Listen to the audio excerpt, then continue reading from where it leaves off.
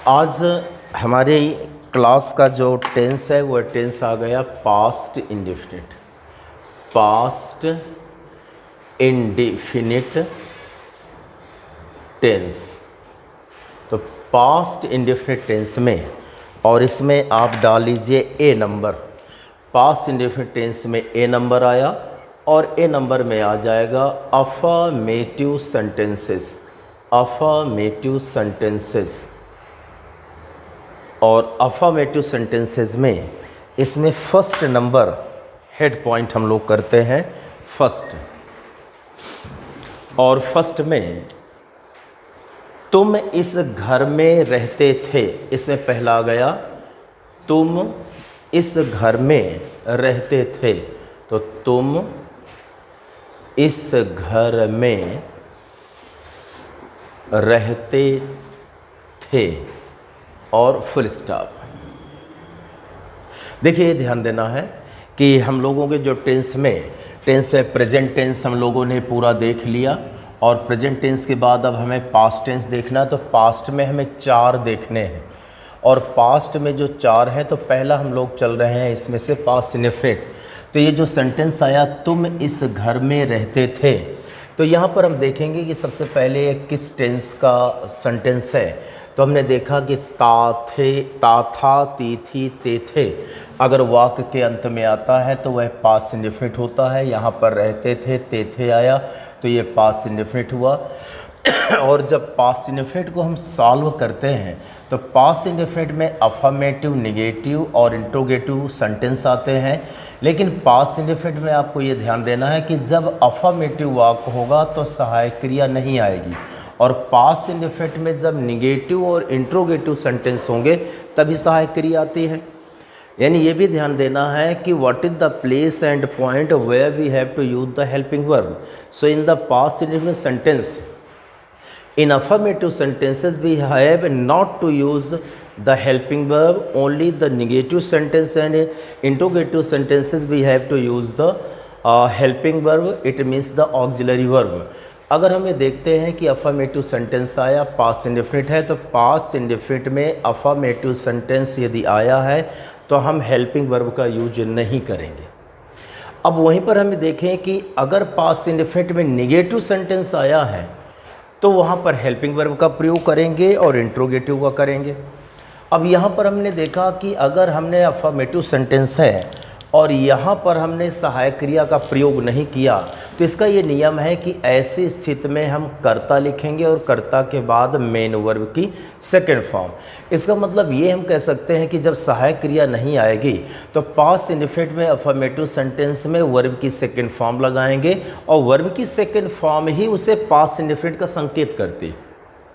जब ऐसी बात होगी और चूंकि अभी हमें समझना है, समझ के बाद इसके रूल बाद में लिखना है, तो यहाँ पर आया तुम इस घर में रहते थे। तो ये तुम आया तो तुम करता है, रहते थे क्रिया आ गया और इस घर में अन्य शब्द हो गए। तो यहाँ पर जब हम बनाएंगे तो हमें ये पता है कि यह रहते थे पास्ट इंडेफिनिट है और यह अफर्मेटिव सेंटेंस है। अफर्मेटिव है तो सहायक क्रिया नहीं आएगी और जब सहायक क्रिया नहीं आएगी तो निश्चित है कि हम यहाँ पर पास्ट यानी वर्ब का सेकंड फॉर्म लगाएंगे। फिर भी हमें देखना है कि पास्ट इंडेफिनिट की सहायक क्रिया होती कौन सी है। तो पास्ट इंडेफिनिट की सहायक क्रिया केवल एक होती है, वो है did. So there is only one helping verb, that is the did in the past indefinite, but this is used only in the negative and the interrogative sentence only. This is not used in the affirmative sentence। तो did होती है लेकिन affirmative में नहीं। लेकिन past indefinite का भाव आए तो उसके लिए वर्ब का सेकंड फॉर्म लगाते हैं। तो यहाँ तुम आया तो तुम की अंग्रेजी यू हो जाएगी और चूंकि कर्ता क्रिया कर्म के फॉर्म में बनाया जाता है तो यहाँ पर यू हुआ। अब यू के बाद यहाँ अफर्मेटिव सेंटेंस, अफर्मेटिव का मतलब है नॉट नहीं आया, उसे हम पॉजिटिव भी कह दिया करते हैं, ये भी एक चलन में है। तो यहाँ पर जब यह नॉट नहीं आया तो सहायक क्रिया नहीं आएगी तो कर्ता के बाद तुरंत क्रिया आएगी और क्रिया यहाँ पर है रहना और लिव मीन्स होता है रहना। और इसका सेकंड फॉर्म जब हम लगाएंगे तो सेकंड फॉर्म होता है लिव्ड। तो यू लिव्ड और इस घर में तो चूंकि इन पहले आता है फिर यहाँ से लिखते हैं तो ये जो प्रीपोजिशन है तो इन हो जाएगा और इसका मतलब हो जाएगा दिस हो जाएगा, और घर आया तो ये होम कर लेंगे और फुल स्टॉप। अब हाउस और होम की बात आती है। देखिए एक बात ध्यान देना है, ये हाउस हो गया और होम है, दोनों का मतलब होता है घर। लेकिन डिफरेंस ये है कि हाउस मीन्स होता है कि 4 walls and the roof and the doors and the windows, this structure of the bricks cement and the sand is called the house. घर का मतलब है 4 दीवारें हो, दरवाज़ा हो, खिड़की हो, ऐसे 4-6 कमरे बने हों, वो हाउस है। अब होम किसे कहेंगे? तो मान लिया कि 4 कमरे का एक ऐसे ही बना करके बिल्डिंग हमने छोड़ दिया तो वह हाउस है। लेकिन वहीं पर 3 महीने बाद एक फैमिली ने उसे रेंट में लिया और वो रहने लगी। तो जब वो रहने लगी तो अब उन कमरों में, उन दीवारों के पास, उन दीवारों के अंदर लोग रहने लगे। जब लोग रहने लगे तो अब उस हाउस को होम कह देंगे। होम का मतलब है जहाँ पर परिवार के लोग रहते हों और वहाँ पर उनके संबंध भी हों, तो उस इमारत में फिर होम कह देते हैं। और अगर कोई नहीं है तो हम हाउस कह देंगे। मान लिया कि 4 महीने से कोई 5 कमरों का मकान पड़ा है तो वो मकान है, वो हाउस है। मकान और घर 2 शब्द आते हैं। हाउस को मैं मकान कह सकता हूँ और होम को मैं घर कह सकता हूँ, तो दोनों में फ़र्क है। हम डेली मकान नहीं जाते हैं। जब हम ऑफिस से काम करने गए, शाम को लौटते हैं तो हम घर जाते हैं, हम मकान में नहीं जाते। घर का मतलब है कि जहाँ पर लोग होंगे और संबंधों का ताना बाना होगा। तो जहाँ पर लोग रहते हैं, संबंध रहते हैं, प्रेम है, एकता है, वो घर है, वो होम है। लेकिन जिस मकान में सिर्फ दीवारें हैं तो वो हाउस है।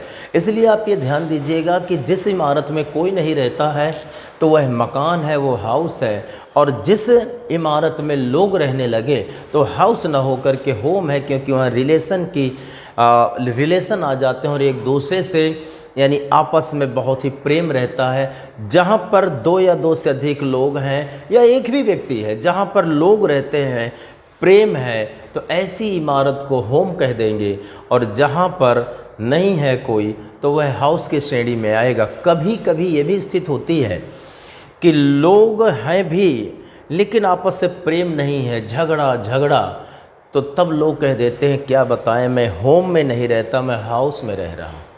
वास्तव में मैं घर में नहीं हूँ, ऐसा लगता है बस मकान है। मकान का मतलब है कोई नहीं है अपना, सिर्फ दीवारें। और होम का मतलब है दीवार तो है लेकिन उसके साथ लोग भी हैं। और जब हम जिस जगह रहें जिन लोगों के साथ और वो हमसे कोई अच्छा रिलेशन न रखें तो लगता है ये मेरा घर नहीं है, मकान है। तो हमेशा घर का मतलब है कि दीवारें होंगी, कमरे होंगे, लोग होंगे, उनमें प्रेम होगा, वो घर है। इसलिए लोग हमेशा घर जाते हैं। घर ज़रूरी नहीं है कि वह अपना हो और हमने खुद ही उसे पैसे से ख़रीदा है। किराए में भी अगर हम रहते हैं, एक कमरा लेकर के भी, वह भी अपना घर ही कहलाता है। इसलिए अगर हम किराए में रहते हैं लेकिन हम लोग 1-2 लोग रहते हैं, प्रेम से रहते हैं, वो हमारा घर है। और अगर खुद का एक कमरा है तो वो भी घर है, 2 कमरे हैं वो भी घर है, लेकिन खुद का भी एक है 4 कमरे लेकिन वहाँ कोई रहता नहीं है तो वह घर नहीं है, वह हाउस है, मकान है। इसलिए लोग मकान में नहीं रहते, लोग घर में रहते हैं। और यही कहते हैं कि मकान को घर बना डालिए तो संसार अच्छा दिखेगा, और घर को मकान बना देंगे तो संसार ही नहीं दिखेगा। इसलिए इन दोनों में डिफरेंस है। तो तुम इस घर में रहते थे, तो जब रहते थे तो वो उस समय तो घर था, और जब रहता था तो हम यहाँ पर हाउस न करके होम कर दें, ज़्यादा सूटेबल है। इसलिए हो जाएगा कि you lived in this a home. अब उसके बाद यह भी बात आई कि मान लिया कि आप एक यहाँ पर ये कह सकते हैं कि अब वो खाली पड़ा है, और जब अब खाली पड़ा है तो जब खाली इस समय पड़ा है और इस समय की स्थिति को आप कह रहे हैं तो तब ज़रूर है। जब इस समय की स्थिति को आप बोल रहे हैं तो आप ये ज़रूर इसमें कह सकते हैं कि you lived in this house तब उस सेंस में हम हाउस करेंगे। और यहाँ पर चूँकि व्यक्ति वो खड़ा है और कहता है तुम इस घर में रहते थे, अब वहाँ कोई नहीं है, खाली पड़ा है, तो हम फिर उसको हाउस के रूप में कर सकते हैं, तब आपका ये रहेगा। तो ये भी बन सकता है ये, लेकिन अब चूँकि अब यह है कि अब वो नहीं रहता है, अब नहीं रहता और इस समय की सिचुएशन है, इसलिए आप इसको बना करके रखेंगे, हाउस आप कर लीजिए। हाँ क्या था? मेरा घर बन रहा है। तो अब देखिए यहाँ पर ये ध्यान देना है कि मेरा घर बन रहा है आया है, तो वह प्रेजेंट कंटिन्यूअस में, और प्रेजेंट कंटिन्यूअस में भी उसमें से थोड़ा सा बनाने की टेक्निकलिटी है। तो मैं एक ज़रूर काम करूँगा कि जैसे ये अभी मैं पास्ट इंडेफिनिट में चल रहा हूँ, प्रेजेंट कंटिन्यूअस हो चुका है, तो अभी इसे मैं चल रहा हूँ जब प्रेजेंट कंटिन्यूअस यानी पूरे सारे टेंस ख़त्म होंगे और मिक्स्ड सेंटेंसेज होंगे, तो उस मिक्स्ड सेंटेंसेज में आप इसको एक लिख लेना, तो वहाँ पर शामिल कर लेंगे, और जो टेक्निकलिटी इसमें आती है उसको भी हम देख लेंगे, तो वहाँ पर कर लेंगे। चूँकि पास्ट इंडेफिनिट है तो अभी यहाँ पर इसे रखते हैं। अगला सेंटेंस इसमें, तो इसे आप बना लीजिए। तो आप एक काम करिए, आप इसी को लिख लेंगे, you lived in this house, इसे बना लेंगे। तो पहला सेंटेंस आपका हुआ you lived in this house, तो बना लेंगे यथाशीघ्र, बहुत जल्दी बनाइए कि तुम इस घर में रहते थे, यानी you lived in this house, यानी इसे जल्दी से बनाएं। और उसके बाद दूसरा हम लोग लिखते हैं, और दूसरा है सेंटेंस हमने अपना पाठ याद किया। तो दूसरा आ गया हमने अपना, दूसरा है हमने अपना पाठ याद किया, यह आया। अब देखिए थोड़ा सा इसे समझें कि हमने अपना पाठ याद किया, इसमें क्या सही है और किस रूप में है। तो देखिए सबसे पहली बात ये आती है कि आपको टेंस पहचानना होता है।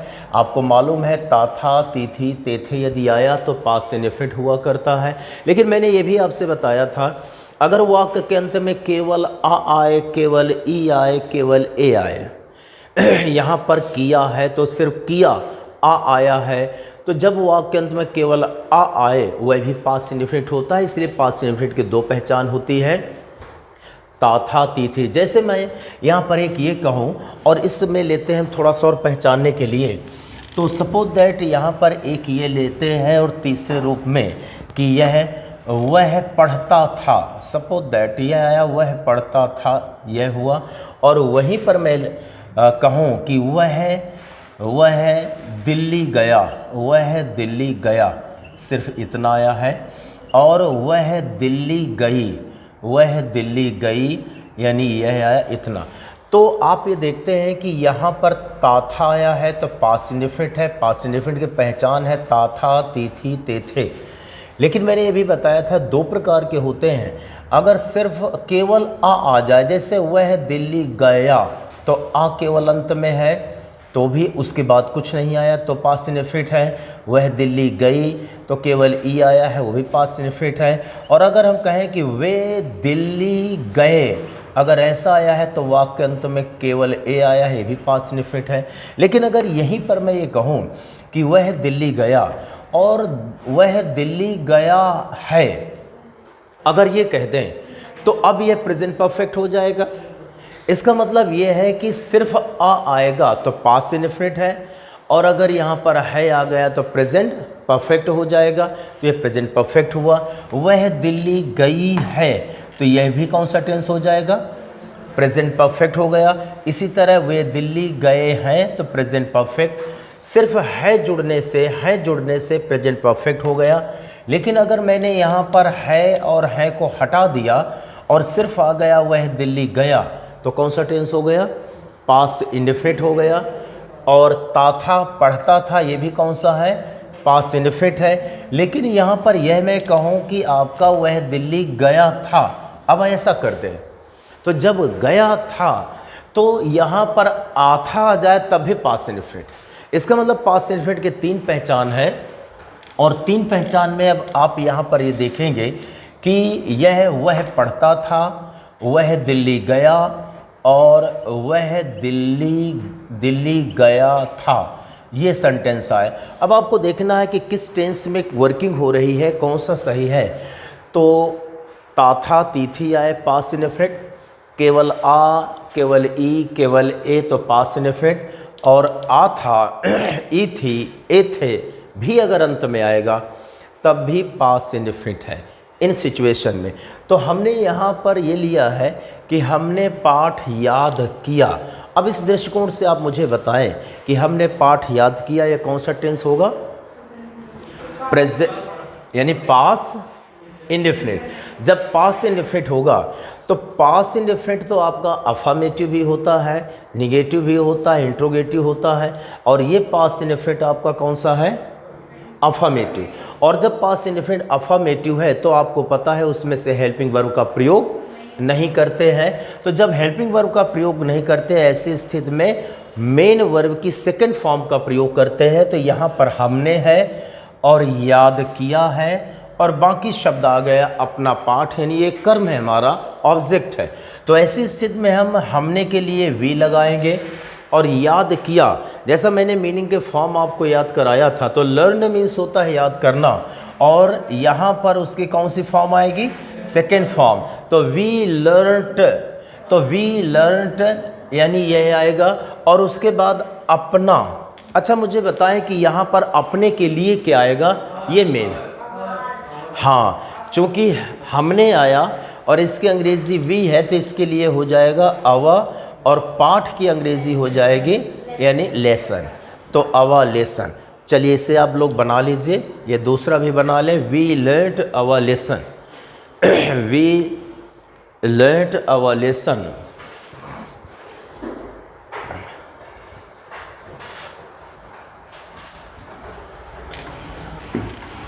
और तीसरा यानी वी लर्नड अवर लेसन, तीसरा है वह एक पत्र लिखता था, वह एक पत्र लिखता था, एक पत्र लिखता था। अच्छा ये बताइए कौन सा टेंस है? पास्ट में कौन सा है? Past indefinite. और पास्ट इंडेफिनिट के अंदर ये कौन सा है? अफर्मेटिव है। तो बताइए इसमें क्या हेल्पिंग वर्ब लगेगी? नहीं लगेगी। तो यह वह हुआ, लिखना हुआ, एक पत्र कर्म है, तो हो जाएगा क्या? ही, और वर्ब का कौन सा फॉर्म आएगा? तो रोट, राइट, रोट, रिटन। तो he wrote a letter, a letter, he wrote a letter, इसे बना लेंगे ही रोट अ लेटर। और उसके बाद अब 3 सेंटेंस हमारे हुए, हमने इसमें समझने का काम कर लिया है। अब आप इसमें लिख लीजिए रूल नंबर 1, रूल नंबर 1। और रूल नंबर 1 में चलिए लिखें,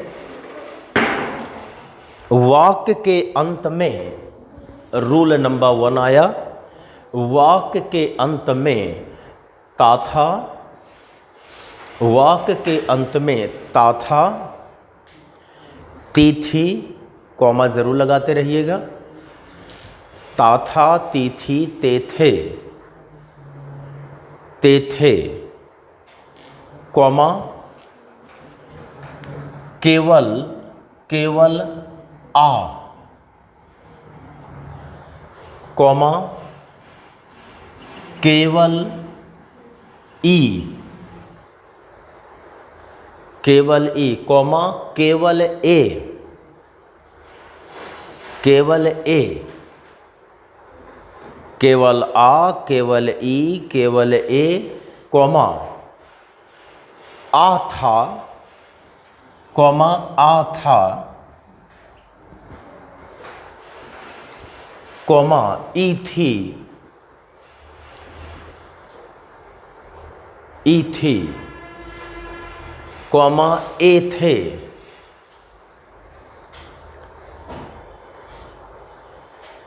आते हैं, ए थे, आते हैं।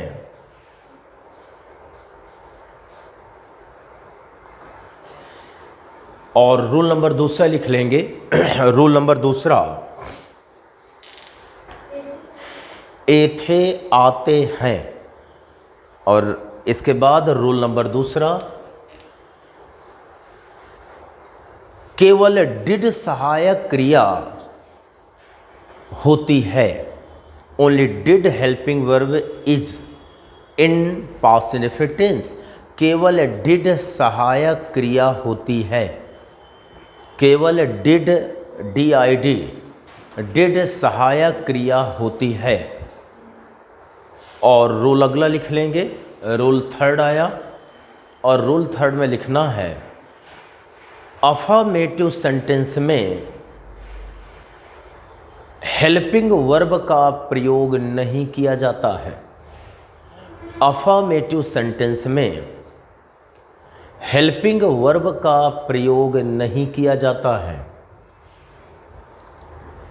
हेल्पिंग वर्ब का प्रयोग नहीं किया जाता है।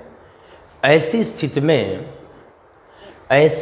में मेन वर्ब की सेकंड फॉर्म का प्रयोग किया जाता है। ऐसी स्थिति में मेन वर्ब की सेकंड फॉर्म का प्रयोग किया जाता है। In this situation only second form of the main verb is used. Main verb की सेकंड फॉर्म का प्रयोग किया जाता है। और यहीं पर इसे समाप्त करके बी नंबर डालिए निगेटिव। और देखिए ध्यान देना है, पूरा कंसंट्रेशन आप रखिए, और इसलिए कि हम समझते जाएं और थोड़ा सा तेज़ी से आगे बढ़ते जाएं, तो इसलिए कंसंट्रेशन ज़रूरी है। कौन सा रूल? अभी वाला, तो जिसमें सहायक क्रिया का प्रयोग नहीं करते, यही है। हाँ, अफर्मेटिव सेंटेंस में हेल्पिंग वर्ब का प्रयोग नहीं करते हैं। ऐसी स्थिति में मेन वर्ब की सेकंड फॉर्म का प्रयोग करते हैं। ऐसी स्थिति में मेन वर्ब की सेकंड फॉर्म का प्रयोग करते हैं। मेन वर्ब की सेकंड फॉर्म का प्रयोग करते हैं। अच्छा, एक चीज़ और ध्यान देना है। अब मेरी बात आप लोग थोड़ा सा समझें कि जैसे यहाँ पर मैं जो समझाऊँ वही समझिए, और जो समझ में नहीं आता है या छूट रहा है तो बगल में ना देख करके एक आध शब्द आगे पीछे उसे देख लीजिए। लेकिन कोई चीज़ समझ में नहीं आती है तो मुझे बताएं। अगर बगल में देखेंगे और ऐसे ही करते रहेंगे तो धीरे धीरे वो कमजोरी बनी रहेगी और फिर वो सशक्त नहीं हो पाएगी। हाँ, पीछे हो गए हैं, दो चार शब्द पीछे हैं, वो एक अलग बात है देखना। लेकिन अगर वो समझ में नहीं आ रहा तो मुझे बताएं। या फिर मैंने अभी अफर्मेटिव सेंटेंस कहा, तो चूंकि अफर्मेटिव सेंटेंस यहाँ हम लिखा चुके हैं, अब उसकी स्पेलिंग नहीं जल्दी आ रही, तो आप तुरंत तो ऊपर देख लीजिए। अगर देख रहे हैं कुछ गलत भी हो गया है और हम फास्ट चल रहे हैं तो आप लिख जाएं, और जो ही मौका मिले तो ऊपर वाले से देख के उसे सही कर लीजिए। यह आपको तुरंत यानी करना होगा। हम अगर थोड़ा सा इन चीज़ों को मैनेज करेंगे तो हमें चीज़ें जल्दी लर्न होगी और थोड़ा सा कोर्स भी हमारा आगे बढ़ेगा। अब मैं यहाँ पर लेता हूँ निगेटिव सेंटेंसेस। अब पूरा कंसंट्रेशन आप इसी में रखेंगे, अन्य चीज़ों को आपको नहीं समझना है। घर की बातें घर में, क्लास की बातें केवल क्लास में, और जब क्लास से बाहर निकले तो लगे कि शायद संसार कुछ और है, और अभी तक लगे कि ये संसार दूसरा है, इस रूप में। तो निगेटिव सेंटेंस से चलिए फर्स्ट सेंटेंस हम लोग लिखते हैं, और वो फर्स्ट सेंटेंस आया, मोहन ने अपना पाठ याद नहीं किया है। मोहन ने अपना पाठ याद नहीं किया है। याद नहीं किया है। और ये आया, अब सॉरी, मोहन ने अपना पाठ याद नहीं किया, सिर्फ इतना रखिए। अब इसे आप मत बनाइए, मेरी बात सुनेंगे। मान लीजिए ये सेंटेंस आया है, इसको हमें ट्रांसलेट करना है। तो सबसे पहले हमने देखा यहाँ पर टेंस कौन सा है, तो आपने देखा कि यहाँ वाक्य के अंत में केवल आ आया है, और जब वाक्य के अंत में केवल आ होता है तो पास्ट इंडेफिनिट होता है। आपको कंफर्म हुआ है पास्ट इंडेफिनिट है, और फिर उसके बाद ये लगा कि पास्ट इंडेफिनिट है लेकिन यह नहीं आया है, तो नहीं शब्द आ चुका है, इसलिए यह निगेटिव भी है, तो पास्ट इंडेफिनिट है और निगेटिव है।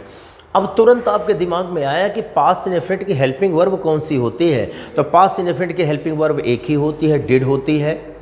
फिर तुरंत ये भी आया कि अगर पास्ट इंडेफिनिट में वाक्य निगेटिव है तो हेल्पिंग वर्ब ज़रूर आती है, तो यहाँ पर हेल्पिंग वर्ब हम लगाएंगे। लेकिन पास्ट इंडेफिनिट में अगर वह निगेटिव नहीं है, अफर्मेटिव है, तो तो हेल्पिंग वर्ब नहीं आती। यहाँ पर पास्ट इंडेफिनिट है, निगेटिव है, तो निश्चित बात है यहाँ पर हेल्पिंग वर्ब आएगी और हेल्पिंग वर्ब है हमारी डिड।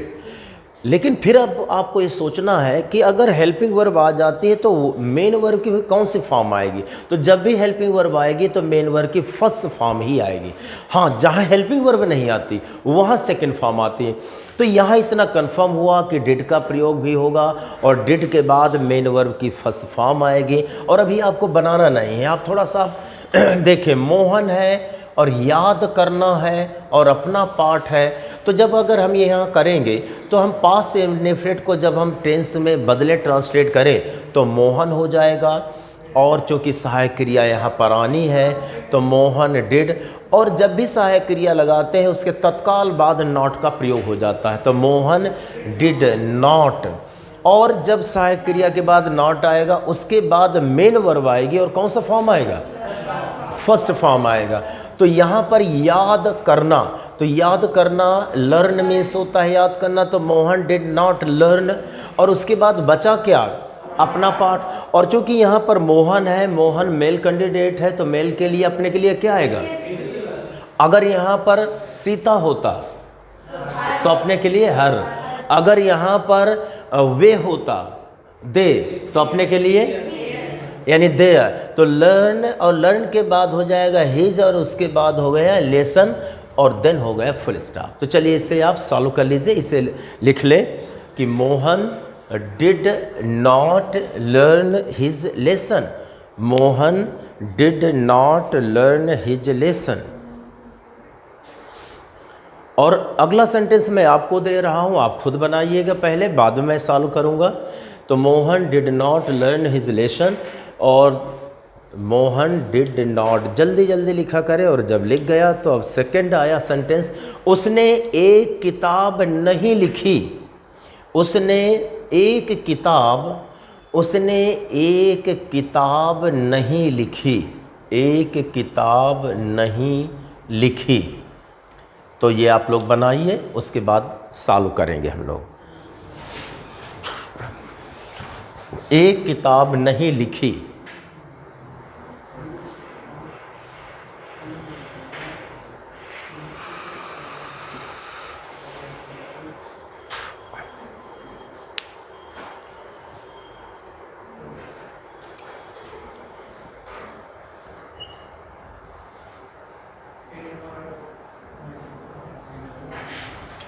हाँ, तो उसने एक किताब नहीं लिखी, तो क्या हो गया, ही डिड आएगा, डिड नॉट राइट आएगा कि रोट आएगा, तो right a book, a book. इसको प्रोनाउंसिएट अ कहेंगे, अ बुक आया, वैसे ए है लेकिन अ बुक, और उसके जब फ्लुएंसी में हम करते हैं तो अ बुक। तो he did not right a book, यह आपका हुआ। अब चूंकि आपने इतना कर लिया है तो मुझे लगता है कि आप इंटेलिजेंसी आपने इसमें से इनगेन कर लिया है। तो चलिए अब इसमें हम लोग एक और सेंटेंस लेते हैं, मैं कभी देर से नहीं आया। अगला है मैं कभी देर से नहीं आया, नहीं आया। इसे आप लोग मत बनाए, इसे थोड़ा सा समझ लें एक बार और देखें, इधर समझेंगे। यहाँ पर वाक्य अंत में आ आया है केवल तो पास्ट इंडेफिनिट है, और नहीं आया है तो निगेटिव है। और आपको पता है कि जब यह पास्ट इंडेफिनिट हो, निगेटिव हो, तो डिड सहायक क्रिया का प्रयोग करते हैं। किंतु एक अपवाद है, एक्सेप्शन है। अपवाद ये है कि अगर नहीं की जगह कभी नहीं आया हो शब्द, बाकी जगह नहीं आया है, देखिए यहाँ पर नहीं है, यहाँ पर नहीं, और यहाँ पर नहीं है और उसके साथ कभी भी आया है, तो एक शब्द होता है कभी नहीं। हो सकता है कभी नहीं एक साथ आ जाए, या कभी के बीच में एक दो शब्द हों फिर नहीं आ जाए, लेकिन माना जाएगा वो कभी नहीं शब्द एक ही साथ है। तो यहाँ पर वाक्य में कभी नहीं आया, तो एक बात ध्यान देना है, सिर्फ नहीं शब्द यदि आता है तो हम डिड का प्रयोग करते हैं, और यदि वाक्य में कभी नहीं आ जाए, यानी नहीं के साथ कभी शब्द आ जाए, तो चूंकि कभी नहीं जो ये शब्द होते हैं कभी नहीं, तो इस शब्द की अंग्रेजी होती है नेवर, नेवा होती है। और नेवा में नॉट भी शामिल है और कभी का भाव भी शामिल है। तो चूंकि नॉट में केवल नॉट शामिल है, कभी का भाव नहीं है, नॉट यदि हम लगाते हैं जैसा यहाँ पर हमने यूज किया, तो नॉट में केवल नहीं है, कभी नहीं शामिल, और नेवर में नॉट का भी भाव है, कभी का भी है। और चूंकि यहाँ कभी और नहीं दोनों आए हैं, इसलिए ट्रांसलेट करते समय हमें कभी का भाव भी लिखना है और नहीं का भी लिखना है। और चूंकि नेवर में दोनों है, अंग्रेजी में एक है बहुत बड़ा रूल हम कह सकते हैं, और प्रैक्टिकली रूल है कि अगर दो शब्दों के लिए एक शब्द आता हो तो एक लगाना उचित है, फिर दो शब्दों के लिए दो की आवश्यकता नहीं। अब आप ये कह सकते हैं कि नहीं के लिए हम नॉट लगा दें और कभी के लिए दूसरा शब्द लगा दें, हाँ हो सकता है, तो वो तो दो शब्द हो गए। और अंग्रेजी में ये कहा गया कि अगर दो शब्दों के लिए एक ही आए तो एक का यूज करिए, दो का करना नहीं। और हमें यहाँ पर पता है कि अगर हम नॉट लगाते हैं तो कभी के लिए दूसरा शब्द लगाना होगा तो दो लगाना पड़ेगा, लेकिन यहाँ तो नेवा है, एक से ही काम चलता है। इसलिए ध्यान देना है, कभी नहीं के लिए अलग अलग दो शब्द नहीं आएंगे, एक ही आएगा और वो होगा नेवा। और जब भी नेवा लग जाता है तो आप ये समझिए सहायक क्रिया का प्रयोग नहीं होगी। Whenever we have to use the never in the sentence at the time of the translating, so there is no using of the helping verb did. Did का प्रयोग नहीं करेंगे। तो जब हम हेल्पिंग वर्ब का प्रयोग नहीं करेंगे तो अफर्मेटिव में आपने देखा था हेल्पिंग वर्ब का हमने प्रयोग नहीं किया, लेकिन पास्ट इनफिनिट को इंडिकेट करने के लिए हमने क्या किया था, मेन वर्ब की सेकेंड फॉर्म। तो जब नेवा आ जाएगा तो हम हेल्पिंग वर्ब का प्रयोग नहीं करेंगे, लेकिन मेन वर्ब की सेकेंड फॉर्म का प्रयोग करेंगे। तो यहाँ पर जब ऐसे स्थित होगा तो आई हो जाएगा। और आई के बाद चूंकि हम कर्ता के बाद सहायक क्रिया और नॉट लगाते हैं, इसलिए हम यहीं पर नेवा लिख देंगे। तो आई नेवा, सहायक क्रिया का तो प्रयोग होगा नहीं, तो आई नेवा।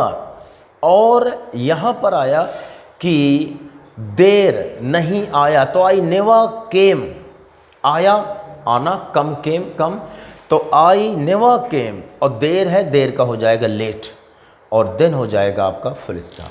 तो आई नेवा केम लेट, इसमें डिड सहायक क्रिया नहीं आएगी। तो चलिए इसे आप बना लीजिए और देन मैं रूल लिखा दूं।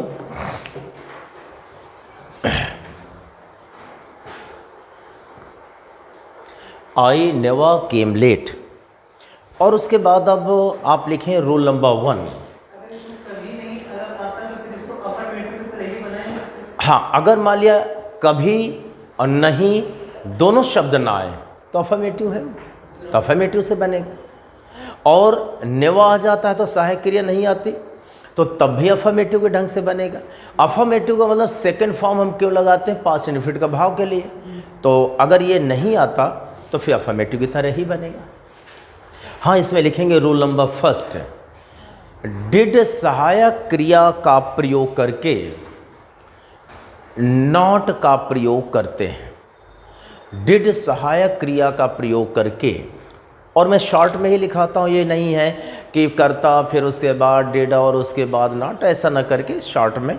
तो डिड सहायक क्रिया का प्रयोग करके नॉट का प्रयोग करते हैं, नॉट का प्रयोग करते हैं। और रूल दूसरा कर लीजिए, रूल दूसरा लिख गया, नहीं लिखा हो, डिड सहायक क्रिया यानी हेल्पिंग वर्ब का प्रयोग करके नॉट NOT, नॉट का प्रयोग करते हैं, नॉट का प्रयोग करते हैं।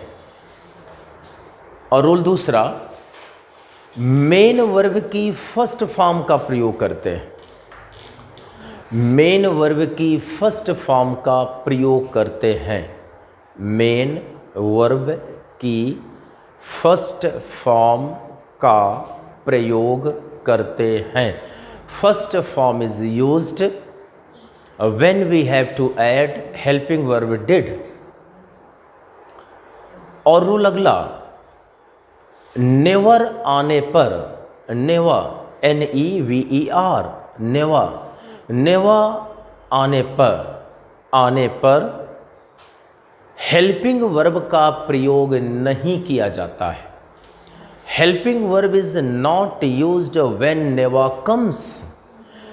नेवा आने पर हेल्पिंग वर्ब का प्रयोग नहीं किया जाता है, हेल्पिंग वर्ब का प्रयोग नहीं किया जाता है। ऐसी स्थिति में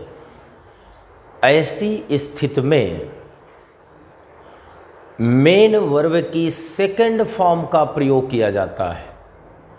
ऐसी स्थिति में मेन वर्ब की सेकंड फॉर्म का प्रयोग किया जाता है। In this situation the second form of the main verb is used.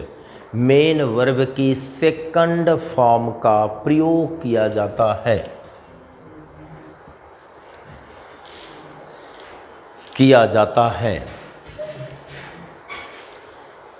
और जब आपने इतना लिख लिया,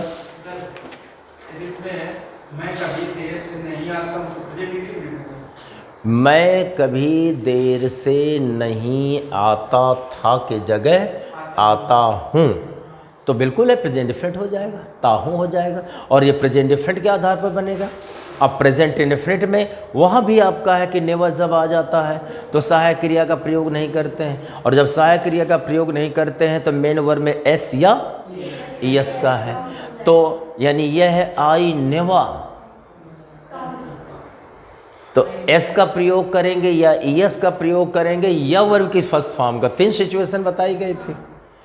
तो आई के साथ में वर्ब का फर्स्ट फॉर्म आता है।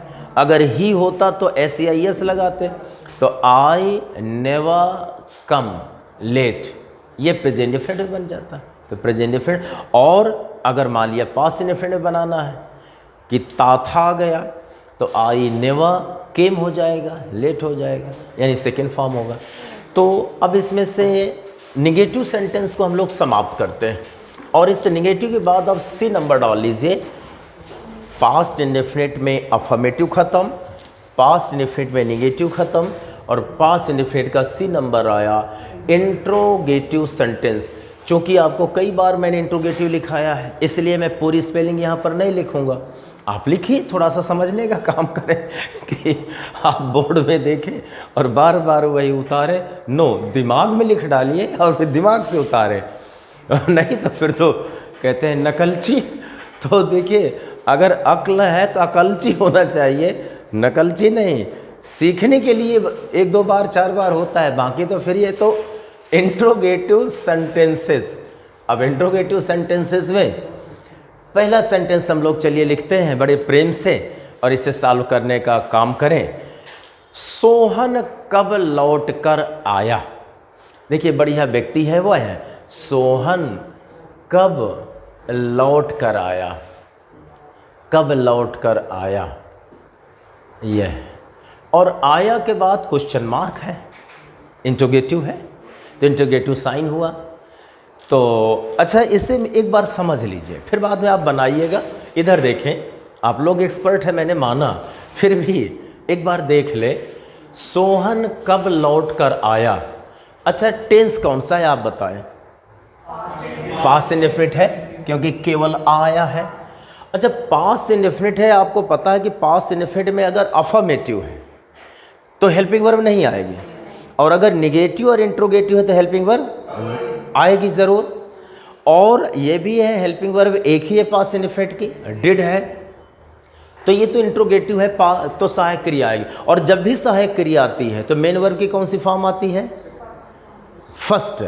और जब हेल्पिंग वर्ब ना आए तो सेकेंड फॉर्म आती है। तो यहाँ पर आपका पास्ट इंडेफिनिट है, इंट्रोगेटिव है, और बीच में कब, कहाँ, कैसे, क्यों, व्हाट, व्हेन, व्हाई, वेयर आए हैं, और सोहन करता है, आना क्रिया है, यानी लौट कर आना क्रिया है। तो अब आपको जब सॉल्व करना है तो यहाँ पर सॉल्व करने के लिए आप ये देखते हैं कि कब आया है, और हमें ये पता है कि अगर बीच में प्रश्नसूचक शब्द आता है तो उसकी अंग्रेजी पहले लिखते हैं। तो कब का यानी व्हेन आया, तो व्हेन। और जब भी यहाँ पर प्रश्नसूचक शब्द की अंग्रेजी आएगी तो तुरंत उसके बाद सहायक क्रिया आती है, हेल्पिंग वर्ब। तो हेल्पिंग वर्ब क्या है यहाँ पर, डिड है, तो व्हेन डिड। और इस हेल्पिंग वर्ब के बाद फिर क्या है, यानी सब्जेक्ट सोहन आएगा, तो व्हेन डिड सोहन। और फिर इस कर्ता के तुरंत बाद वर्ब आएगी, मेन वर्ब, और वर्ब में कौन सा फॉर्म आएगा, फर्स्ट फॉर्म। और ये लौटना, तो रिटर्न मीन्स होता है लौटना। जैसे जनरली सुबह मम्मी ने 50 रुपया दिया बेटे को या बेटी को कि जाओ ब्रेड ले आना। कैसी लाना है? छोटी चौड़ी? बोले चौड़ी वाली। किस लिए? सैंडविच बनना है। तो अब एनर्जी आ गई कि आज सैंडविच हमें मिलेगा, संडे है, मम्मी सैंडविच देगी। डेली क्या है? खा लो कुछ भी, पराठा। तो अब सैंडविच के लिए वहाँ पर गए तो मम्मी ये भी कहते हैं कि जल्दी रिटर्न होना, तो मतलब लौटना। ये नहीं है कि तुम चॉकलेट खाने में जुट जाओ। तो यहाँ लौट कर आना, यानी लौटना या लौट कर आना एक ही बात है, रिटर्न। तो when did Sohan return? Return. और उसके बाद अब तो कोई कुछ है नहीं, बचा नहीं है, तो एक ही बचा है प्रश्नसूचक चिन्ह, तो उसे लगा दीजिए और इसे बना लीजिए। तो व्हेन डिड सोहन रिटर्न। अगला सेंटेंस मैं आपके लिए दे रहा हूं, that is the projected to you, you have to solve. If you have solve correctly so there is the time of the happiness, gladness. हम लोग खुशी मनाएंगे, बधाई देंगे। और अगला सेंटेंस रहा आपके सामने स्क्रीन में, यह क्या वह स्कूल गया? तो लिखिए नंबर दूसरा, क्या वह स्कूल गया? क्वेश्चन मार्क, इसे बनाइए आप। क्या वह स्कूल गया? सॉल्व दिस योरसेल्फ, सॉल्व करें। क्या वह स्कूल गया? अच्छा, क्या वह स्कूल गया टेंस कौन सा है? Past indefinite. और पास्ट इनडेफिनिट में अफर्मेटिव, नेगेटिव, इंट्रोगेटिव में क्या है? इंट्रोगेटिव। और जब वाक्य के शुरू में क्या आ जाता है तो क्या करते हैं फिर? Helping verb. तो इसकी शुरुआत कहाँ से करेंगे? डिड। और हेल्पिंग वर्ब के बाद ही, डिड ही, तो क्या होगा? गो होगा कि वेंट होगा कि गॉन? तो गो। और स्कूल बचा है केवल, तो टू स्कूल। और कुछ नहीं बचा है, तो एक ही बचा, क्वेश्चन मार्क। तो did he go to school. अब एक और कर लेते हैं, फिर उसके बाद रूल लिखते हैं, या एक और कर लेंगे। तो थर्ड नंबर आया, तुम्हारे घर कल कौन आया था? तुम्हारे घर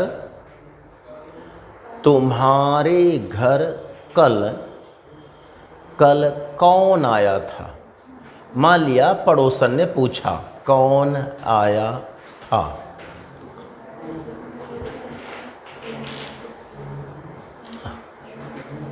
कौन आया था?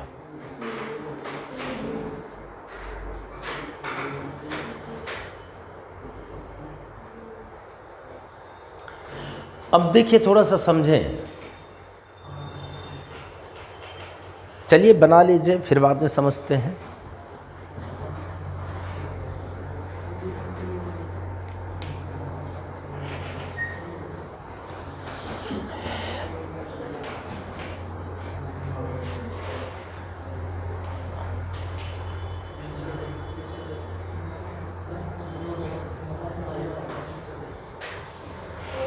हो गया? तो अब इसे शुरू करें।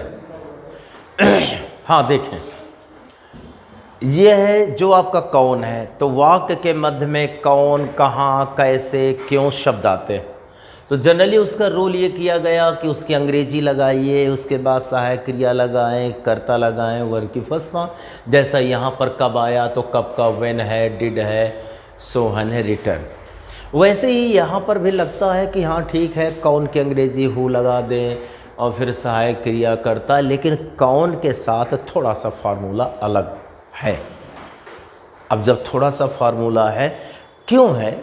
क्योंकि यहाँ पर जो ये कब है यानी व्हेन, ये प्रश्नसूचक शब्द है, लेकिन ये केवल प्रश्नसूचक शब्द है, ये कर्ता नहीं है। कर्ता तो सोहन है। और यहाँ पर क्या है कि कौन प्रश्नसूचक शब्द भी है और कर्ता भी है, बस ये है। क्योंकि और यहाँ कोई कर्ता नहीं, खुद वो करता है। तो जब प्रश्नसूचक शब्द केवल प्रश्नसूचक शब्द होता है तो हम ये फार्मूला अपनाते हैं कि यानी उसकी अंग्रेजी हेल्पिंग वर्ब, कर्ता और मेन वर्ब की फर्स्ट फॉर्म। लेकिन जब प्रश्नसूचक शब्द कोई प्रश्नसूचक भी हो और साथ में कर्ता भी हो तो ये फार्मूला हम नहीं लगाएंगे, तब उसमें फार्मूला ये लगेगा कि उसके साथ सहायक क्रिया नहीं आएगी। अब जब उसके साथ सहायक क्रिया नहीं आएगी तो फिर हम करेंगे क्या, चूंकि ये कर्ता के रूप में आया। जैसा मान लिया कि केवल मैं कर्ता का प्रयोग कर दूं, कौन ना करूं, तो अब तो सहायक क्रिया का प्रयोग नहीं करेंगे। इसलिए जब कौन आ जाएगा तो उसके लिए हम अंग्रेजी हु लगाएंगे और उसके साथ हम हेल्पिंग वर्ब का प्रयोग नहीं करेंगे, तो सेकंड फॉर्म का प्रयोग करेंगे। तो यहाँ पर हो जाएगा आपका, लेकिन ये आएगा वाक्य के शुरू में, चूँकि कर्ता है इसलिए भी आएगा और इंट्रोगेटिव टर्म है तो भी आएगा, दोनों स्थितियों में आएगा। यहाँ पर आप देखिए ये आया था सहायक क्रिया फिर करता है, लेकिन ये शुरू में आया तो हो, और चूँकि यहाँ सहायक क्रिया का प्रयोग नहीं करना तो यहाँ पर क्या है आया, तो वर्ब का सेकंड फॉर्म होगा। तो हु केम, सेकंड फॉर्म तो यही होगा हु केम। और ये आया तुम्हारे घर, तो योर, अब घर के लिए हाउस का प्रयोग कर दें, होम कर दें, दोनों चलता है, होम भी कर सकते हैं हाउस भी कर सकते हैं। तो हु केम योर हाउस, और कल आया तो कल भूतकाल का है, तो भूतकाल का है तो उसका क्या हो जाएगा यस्टरडे, यस्टरडे आया, और तो कुछ बचा नहीं है तो क्वेश्चन मार्क हो जाएगा, क्वेश्चन मार्क हुआ। तो इसे सुधार लीजिए अगर थोड़ा बहुत हो कमी। तो ये कल, अच्छा बीता हुआ कल, यस्टरडे आने वाला। अब ऐसे संस्कृत भाषा में है तो जो बीता हुआ है स्वः, आने वाला ह्यः, तो संस्कृत भाषा में, और हिंदी में बीता कल, आने वाला कल, उसमें ये लगाते हैं। तो तीनों भाषाएं। लेकिन एक और दमदार बात है, और दमदार बात को भी चौथे सेंटेंस में लिखते हैं। अब आप कहोगे अब क्या किया जाए, पाला बदला जाए कि ना बदला जाए, क्या किया जाए, तो अगला है और सेम हम दे रहे हैं, तुम्हारे घर कल, कल कौन, वही लिखना है हमें। देखिए आप मज़ा देखें, तुम्हारे घर कल कौन नहीं, बस एक किरदार नया आ गया है फैमिली में, हप्पू भाई आ गए। तो तुम्हारे घर कल कौन नहीं आया, आया था, बाकी तो सब वही है, बस ये आ गया है एक नहीं। तो तुम्हारे घर कल कौन नहीं आया था। अब इसे बनाने के लिए थोड़ा आप देखें, बस केवल नहीं आया है। तो एक बात ध्यान देना है, अगर यहाँ पर कौन खुद करता है प्रश्नसूचक शब्द है और नहीं नहीं आया है, तो यदि ये कौन है किंतु उसके साथ नहीं शब्द नहीं आया तो सहायक क्रिया का प्रयोग नहीं करते हैं। लेकिन अगर कौन है और नहीं भी है तो सहायक क्रिया का प्रयोग जरूर करते हैं। तो जब सहायक क्रिया का प्रयोग करेंगे तो ये होगा हु डिड नॉट, और जब सहायक क्रिया है तो कम, वर्ब का फर्स्ट फॉर्म, तो हु डिड नॉट कम, और कम के बाद यो हाउस और यस्टरडे, तो यस्टरडे, यस्टरडे क्वेश्चन मार्क। इसे बना लीजिए, इसे बनाए।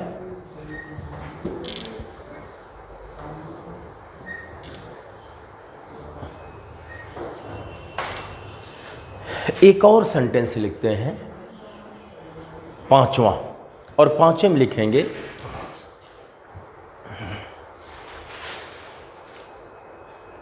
कितने लड़के कक्षा में नहीं आए, कितने लड़के कक्षा में नहीं आए, और क्वेश्चन मार्क, कक्षा में नहीं आए क्वेश्चन मार्क।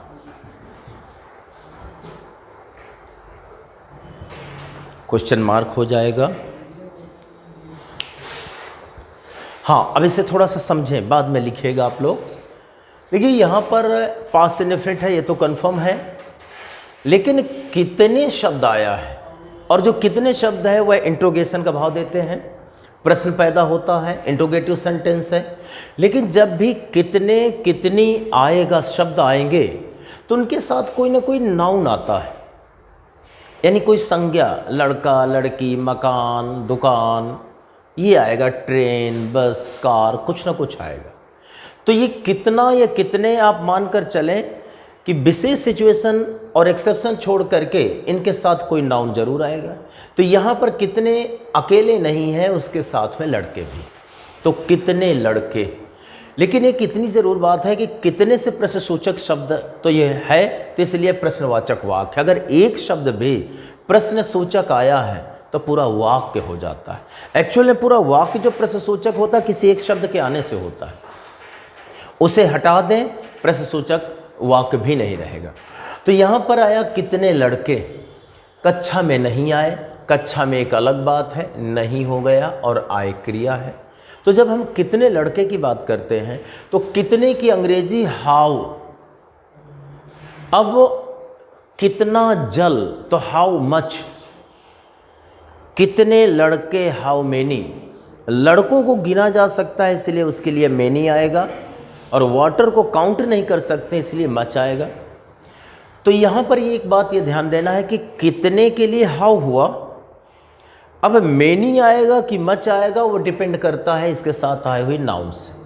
अगर ये नाउन काउंटेबल है तो वहाँ मेनी आएगा, चूँकि मेनी काउंटेबल शब्द है, मेनी से ये होता है 1 2 3 4 का भाव होता है, और मच से 1 2 3 4 के काउंटिंग का भाव नहीं होता। अगर यहाँ पर जल या आदि का भाव होता तो मच। तो यहाँ पर इतना स्पष्ट है कि कितने के साथ मेनी आएगा। तो जब यहाँ पर हो जाएगा हाउ मेनी, तो हाउ मेनी हुआ।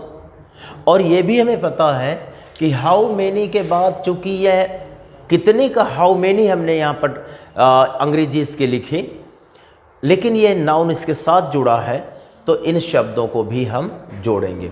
तो हाउ मेनी बॉयज़। अब उसके बाद ये आपका जो आया है तो पास्ट इंडेफिनिट टेंस है, और जब ये पास्ट इंडेफिनिट टेंस है, ऐसी स्थिति में यहाँ पर हमें ये देखना है कि यह जो हेल्पिंग वर्ब आएगी, तो जब हेल्पिंग वर्ब आएगी तो हाउ मेनी बॉयज़, और ये नहीं भी आया है तो हेल्पिंग वर्ब कौन सी है, डिड, और नॉट, और आए तो कम, और टू। अब ये इन द क्लास है, कम इन द क्लास, लेकिन चूंकि आने का भाव है तो फिर टू है, टू मोबिलिटी का भाव देता है, कम टू क्लास, और उसके बाद कुछ है नहीं तो क्वेश्चन मार्क हो गया, देन ये question mark.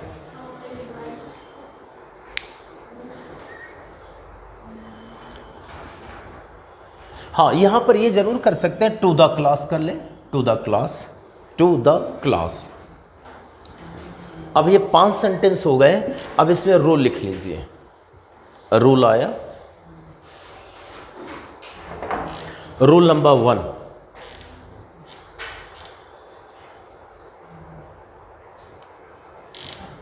How many boys did not come to the class. लिख गया सभी का। रूल नंबर 1 आया, और इसमें लिखेंगे प्रश्नसूचक, एक मिनट, बीच में आए हुए प्रश्नसूचक शब्द, बीच में आए हुए प्रश्नसूचक शब्द की अंग्रेजी लिख करके, बीच में आए हुए प्रश्नसूचक शब्द, प्रश्नसूचक शब्द की अंग्रेजी लिख करके, प्रश्नसूचक शब्द की अंग्रेजी लिख करके सहायक क्रिया लिखते हैं।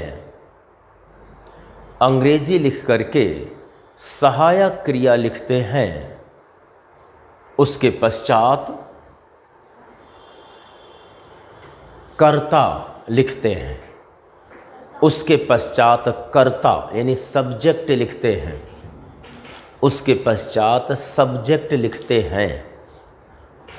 और रूल दूसरा लिख लेंगे, मेन वर्ब की फर्स्ट फॉर्म का प्रयोग किया जाता है।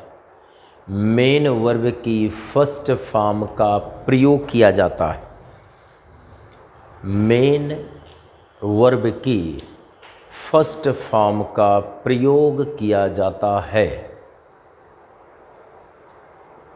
फर्स्ट फॉर्म का प्रयोग किया जाता है। नोट अगला, हु के साथ हेल्पिंग वर्ब का प्रयोग नहीं करते हैं। हु के साथ हेल्पिंग वर्ब का प्रयोग नहीं करते हैं। हेल्पिंग वर्ब का प्रयोग नहीं करते हैं। ऐसी स्थिति में वर्ब की सेकेंड फॉर्म का प्रयोग करते हैं। ऐसी स्थिति में वर्ब की सेकेंड फॉर्म का प्रयोग करते हैं।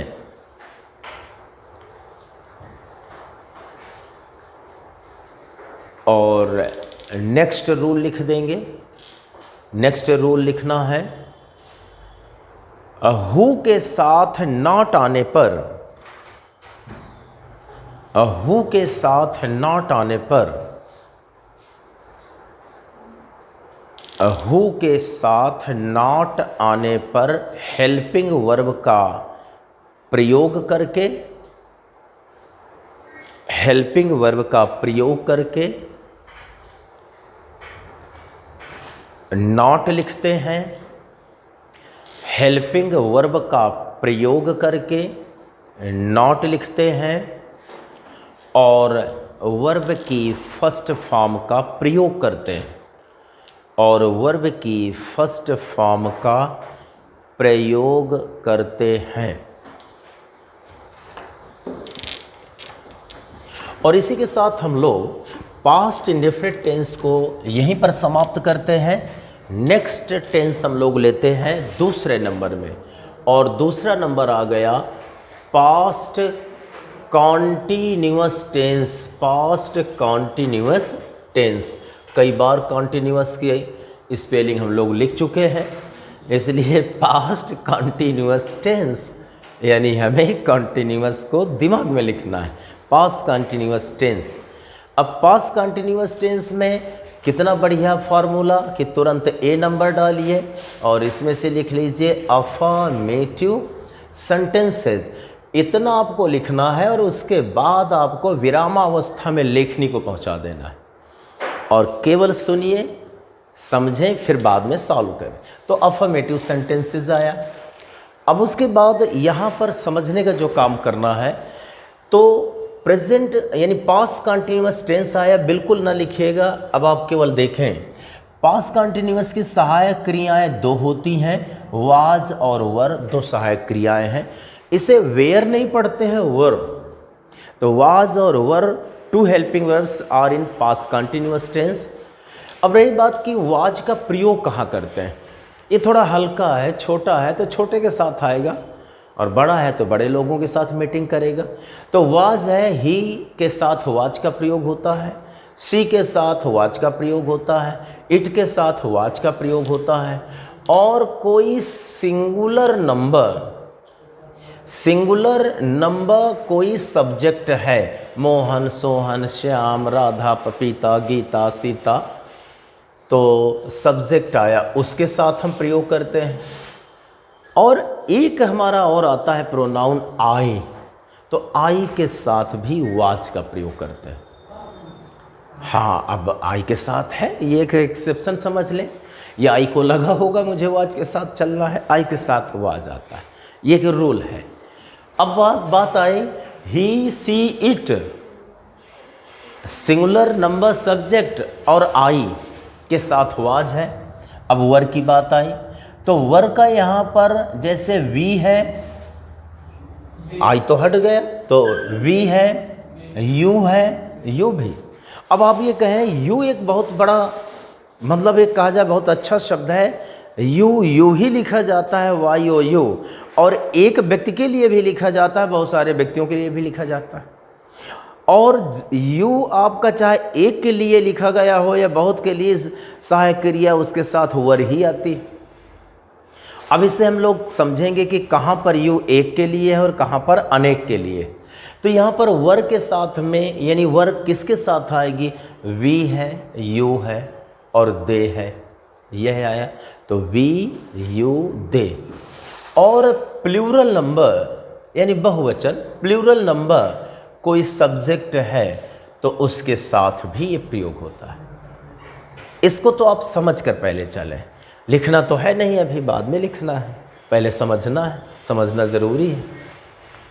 तो ये वाज और वर, चलिए इसको हमने तो समझ लिया, वाज और वर को। अब यहाँ पर हमें ये देखना है कि जो आपका पास्ट कंटिन्यूअस टेंस है, इसमें सहायक क्रिया जरूर आती है, चाहे वह आपका अफर्मेटिव हो, निगेटिव हो या आपका इंट्रोगेटिव हो। यानी helping verb is used compulsorily in this type of the tense, either that is the affirmative, negative or interrogative। अब ज़रूर आएगी, और जब भी हेल्पिंग वर्ब आएगी तो उसके बाद मेन वर्ब में आईएनजी लगाया जाएगा। तो जैसे मैं यहाँ पर कहूँ कि मैं सो रहा था, अब ये सेंटेंस आया तो हमें सबसे पहले पहचानना है। तो अगर रहा था, रही थी, रहे थे आए तो पास्ट और कॉन्टिन्यूअस, था से पास्ट और रहा से कॉन्टिन्यूअस। जैसे यह आया कि यानी रामा सो रही थी, तो रामा सो रही थी, तो रही थी आया है, तो पास्ट कॉन्टिन्यूअस हुआ। तो रहा था, रही थी, रहे थे आएगा पास्ट कॉन्टिन्यूअस।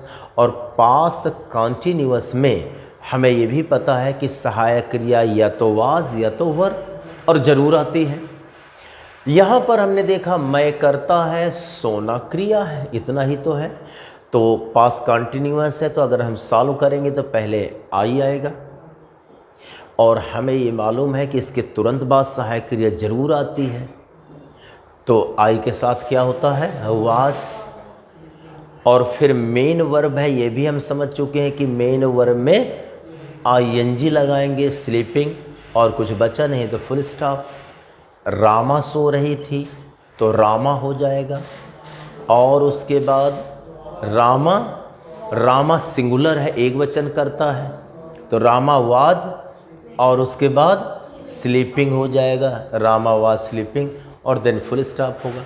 अब यहाँ पर अगर ये मैं कहूँ कि तुम सो रहे थे, तुम सो रहे थे, अच्छा कौन सा टेंस है?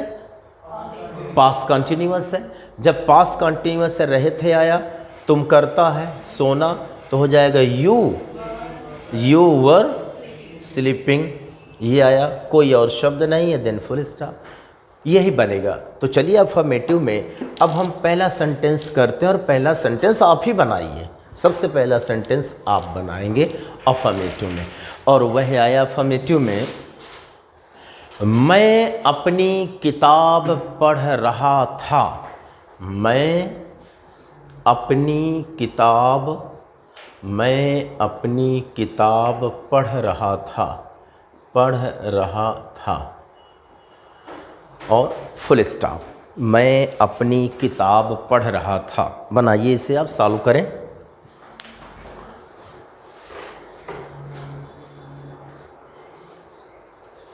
मैं अपनी किताब पढ़ रहा था। तो अब देखें, अच्छा टेंस कौन सा है? Past continuous.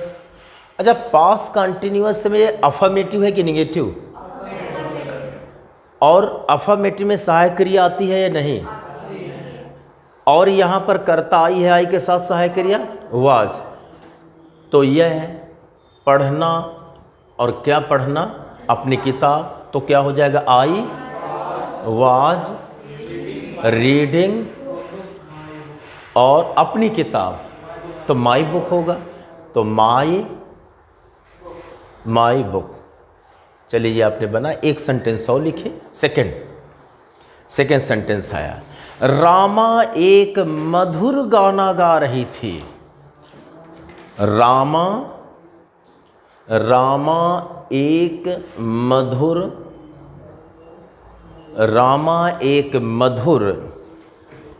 गाना गा रही थी।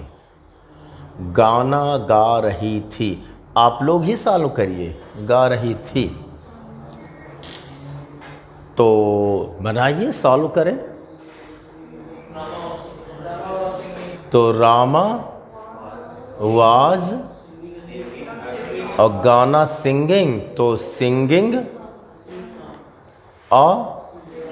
और मधुर है ना, तो एक मधुर तो स्वीट हो जाएगा, आ स्वीट सॉन्ग। उसके बाद फुल स्टॉप। तो आपने लिख लिया। जब आपने बना लिया तो मुझे लगता है अब ज़्यादा की आवश्यकता नहीं है। रूल पहला लिखना हम लोग शुरू कर दें। रूल पहला आ गया, फर्स्ट रूल आया, और इसमें से लिखें रूल फर्स्ट में हेल्पिंग वर्ब्स। फर्स्ट में लिखें हेल्पिंग वर्ब्स और डैश करके was and verb. Helping verbs dash was and verb, was and verb. और रूल 2 लिख डालिए। अब रूल 2 आया, रूल 1 खत्म, वाज एंड वर्ब। और रूल 2 में लिखना है, इसमें लिखें ही, सी, it, I. He, C, it, आई। और सिंगुलर नंबर सब्जेक्ट यानी एक वचन करता, और सिंगुलर नंबर सब्जेक्ट के साथ वाज का प्रयोग होता है। और सिंगुलर नंबर सब्जेक्ट के साथ वाज का प्रयोग होता है। और रूल अगला लिख लीजिए, रूल नंबर 3। इसमें लिखना है we, you, they. We, you, they और प्लूरल नंबर सब्जेक्ट यानी बहुवचन करता, और प्लूरल नंबर सब्जेक्ट के साथ, प्लूरल नंबर सब्जेक्ट के साथ वर का प्रयोग किया जाता है। वर का प्रयोग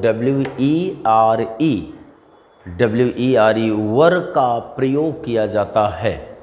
और लास्ट रूल लिख लीजिए, नेक्स्ट एंड लास्ट रूल है, वर्ब की फर्स्ट फॉर्म में ING जोड़ा जाता है। ING is added in the first form of the verb. Verb की फर्स्ट फॉर्म में ING जोड़ा जाता है। ING जोड़ा जाता है। तो जब आपने अफर्मेटिव ING जोड़ा जाता है, वर्ब की फर्स्ट फॉर्म में ING जोड़ा जाता है। अच्छा, किसी को कोई डिफ़िकल्टी ज़्यादा तो नहीं आ रही होगी?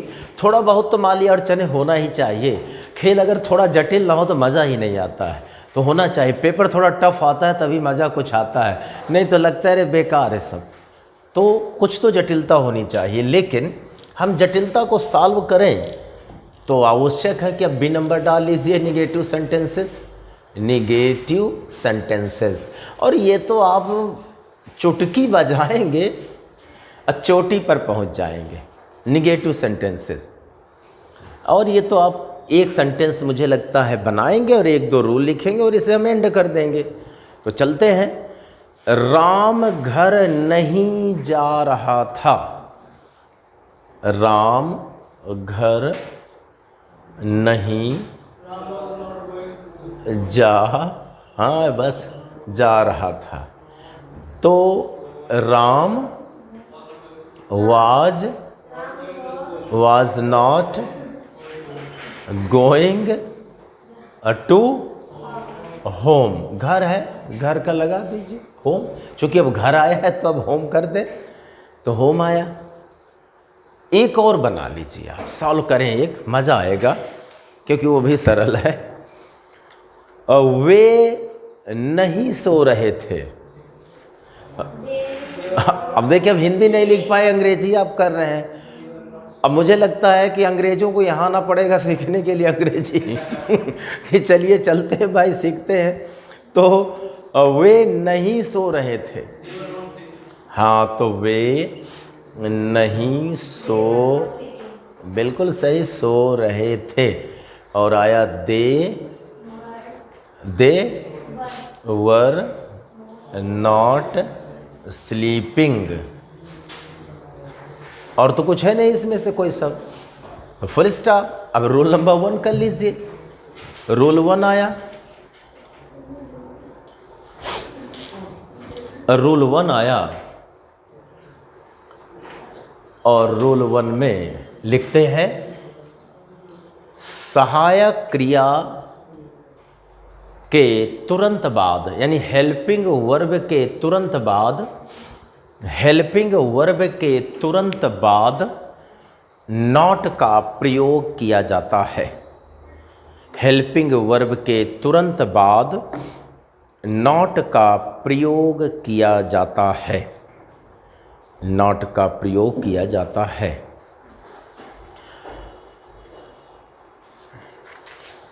और इसमें बाकी आईएनजी तो आएगा ही, वो तो आपको पता है। तो शायद अब वो कोई रूल की आवश्यकता है नहीं, तो बी नंबर भी हम लोग समाप्त करते हैं। और सी नंबर में क्या आएगा? इंट्रोगेटिव। इन, इस बार स्पेलिंग लिख लेते हैं पूरी, इंट्रोगेटिव सेंटेंसेज। इंट्रोगेटिव सेंटेंसेज प्रश्न सूचक वाक्य हिंदी में, या प्रश्नवाचक वाक्य। तो इसमें चलिए पहला नंबर है, और शायद आप लोग वास्तव में बड़े अच्छे से इसे तुरंत सॉल्व करेंगे, तो हम लोग तुरंत इसे सॉल्व करते हैं। और क्या हम बाजार जा रहे थे? क्या हम बाजार, बाजार नहीं होता है, बाजार ये शुद्ध होता है। और जा में भी नुक्ता है, तो बाजार, जा नहीं, जा। तो क्या हम बाजार जा रहे थे? और लोग क्या करते हैं? डेली बाजार जाते हैं, तो बाजार नहीं है, बाजार शुद्ध होता है। तो क्या हम बाजार जा रहे थे? तो हाँ, क्या होगा भाई? अच्छा, where we going to market. Market और क्वेश्चन मार्क तो लगेगा, यहाँ भी क्वेश्चन मार्क है, यहाँ भी क्वेश्चन मार्क है। तो चलिए, ये आ गया। अगला सेंटेंस हम लेते हैं। क्या मैं तुम्हारे साथ नहीं जा रहा था? क्या मैं तुम्हारे साथ नहीं जा रहा था? नहीं जा रहा था, क्वेश्चन मार्क। क्या मैं तुम्हारे साथ नहीं जा रहा था? तो वाज, और आई, और आई के बाद नॉट गोइंग विद, यानी तुम्हारे साथ, तो विद यू, विद यू। और कुछ तो है नहीं, क्वेश्चन मार्क आ गया। तो चलें एक और बना लीजिए। कितने लड़के मैदान में खेल रहे थे? कितने लड़के मैदान में खेल रहे थे? कितने लड़के मैदान में खेल रहे थे? खेल रहे थे। हाँ, तो क्या होगा? How many boys were playing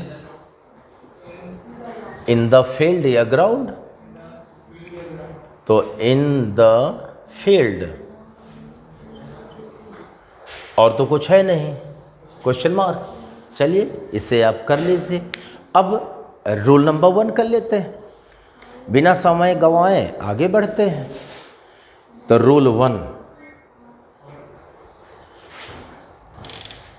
क्या शब्द वाक्य के प्रारंभ में आने पर, रूल 1 आया, क्या शब्द वाक्य के प्रारंभ में आने पर, वाक्य के प्रारंभ में आने पर उसके स्थान पर हेल्पिंग वर्ब का प्रयोग किया जाता है। आने पर उसके स्थान पर हेल्पिंग वर्ब का प्रयोग किया जाता है। अब चाहे वाज हो या वर हो, हेल्पिंग वर्ब का प्रयोग किया जाता है। और उसके बाद रूल अगला है, रूल अगला हाउ में, अच्छा रूल फर्स्ट में है वाक्य के,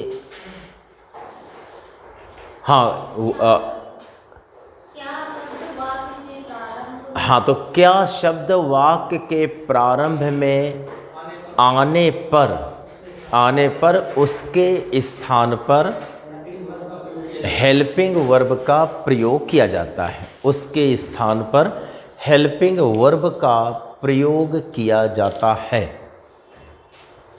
और रूल दूसरा लिख लीजिए, हाउ मेनी के बाद, हाउ मेनी के बाद आए हुए नाउन की अंग्रेजी लिखी जाती है। हाउ मेनी के बाद आए हुए नाउन की अंग्रेजी लिखी जाती है। जैसे यहाँ बॉयज़ आया है, अंग्रेजी लिखी जाती है। हाउ मेनी के बाद आए हुए नाउन की अंग्रेजी लिखी जाती है। और अब देखिए बात ये आ गई कि हम लोग पास्ट कंटिन्यूअस भी हम लोग समाप्त कर चुके हैं।